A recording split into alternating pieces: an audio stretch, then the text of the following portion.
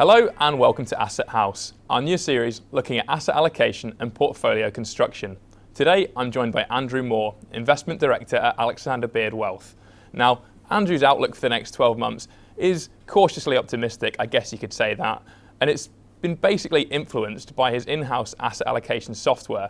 Now, I'd like to know where Andrew is allocated over the next 12 months, but first let's talk a bit about the software. What are the benefits of using something like this? Well, I think the key benefit of using a system that you've designed yourself is understanding exactly how it works down to the last number, and that really helps all of us at Alexander Beard make sure that our advice and our investment portfolios are suitable for our clients rather than trusting a black box mechanism. Okay, and so using the technology, where have you been led to invest where are you looking to invest over the next 12 months?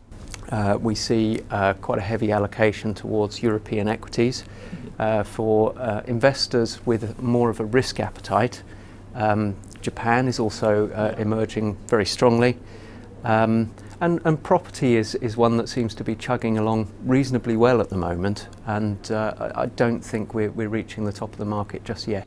Okay, and what kind of underlying factors is it about, say, European equities that leads you to reach this decision? What kind of inputs are you looking at there?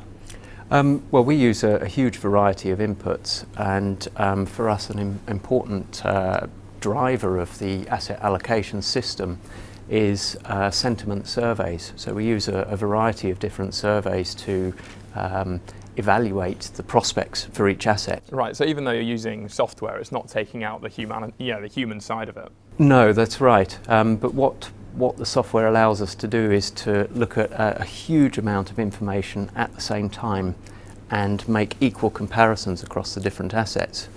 But I think the arguments in favour of Europe and Japan at the moment are really down to the actions of the central banks doing whatever it takes to turn the economy around. When central banks are essentially pumping cash into the economy, normally you would see asset values rise. Okay, so on the flip side to that, are there any areas you're reducing exposure to? Yes, the US we're paring back a little bit on, the UK as well, and I think a key driver at the moment is the actions of the central banks. In the US, there's a question over how and when to withdraw support for the US economy, and we expect that to slow things down. And I think the UK has, out of many of the global economies, perhaps fared best, and we're reaching a point where we think the growth rate will slow a little bit and perhaps other areas will become more significant. Okay, and another question to ask based on asset allocation and the software that you use, what really is the kind of time frames? What is the outlook that you're looking at? Is it 12 months, 3 years, 5 years? And how accurate do you think it is over those periods? Well, that's a very good question. It's the biggest flaw of every piece of asset allocation software is that it's only as good as the predictions that are fed into it. Because to build a portfolio, you need an estimation of future returns, you need a measurement of risk, and you need an idea of when. And this brings me back to your question, because the focus of our work is a 12-month portfolio. We create the asset allocation in March, which is reviewed the following year. For people that we advise in April, we start again. We have another April start point, which is reviewed 12 months later. In between, we have a system in our software that allows us to monitor what is happening with the portfolios, so that if a preferable option emerges for someone who is not yet due for their 12-month review, we can intervene.